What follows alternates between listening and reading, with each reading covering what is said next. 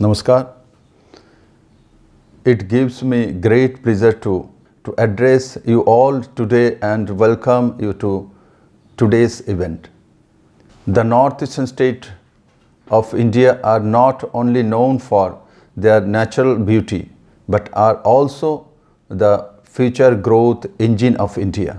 The region is a gateway to our ancient cultural relationships with East and Southeast Asia. India's northeast is also central to two of the fundamental pillars of India's policies: neighborhood first and act east.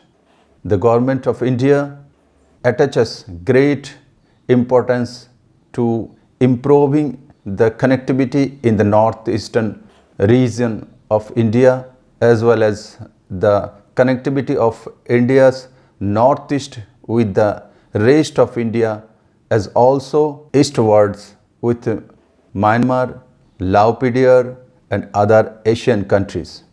In this context, I quote Honorable Prime Minister Shri Narendra Modi ji's remarks on Independence Day on 15th August 2021. Today, a new history of connectivity is being written in the Northeast. This is a connectivity of both the herds and infrastructure. Very soon, the work of connecting all the state capitals of the Northeast with rail services going to be completed. Under the Act East policy, today Northeast, Bangladesh, Myanmar and Southeast Asia are also being connected. There are many touristic places in Tripura, including places that would be of interest to followers of Buddhism, which links us intimately to several Southeast Asian countries. I take the opportunity to name two famous Buddhist sites in Tripura, namely Benubon Bihar, Agartala, West Tripura and Mahamuni Pagoda, Manubankul, South Tripura. Let me add that Tripura has a vibrant Buddhist community of over 1.5 lakhs who practice Trivada Buddhism. The main monastery Benuban Bihar also celebrated Vesak on 26th May. Benuban Bihar is one of the most attractive Buddhist destination of Tripura, located in the capital Agartala. The Buddhist shrine, though small in size, preserves some beautiful metal idols of Lord Buddha.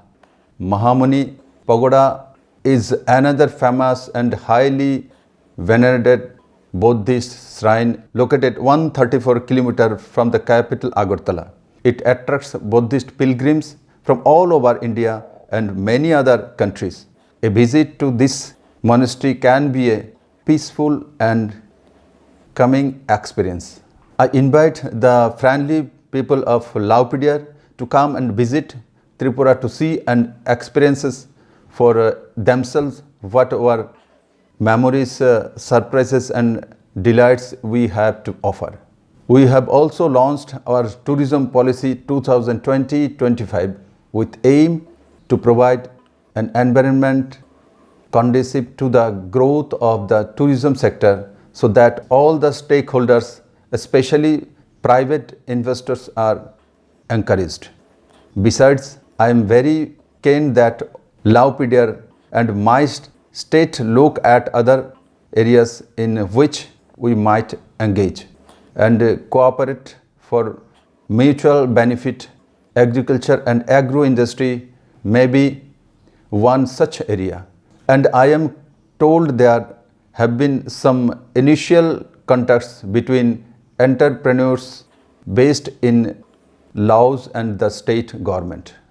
Once again, to conclude, let me invite you to Tripura, which is also going to be well connected with the rest of India. Do come to Tripura for both business and pleasure. I can assure you that you would not be disappointed and will take back nice memories and experiences and comes back again and again. Jai Hind.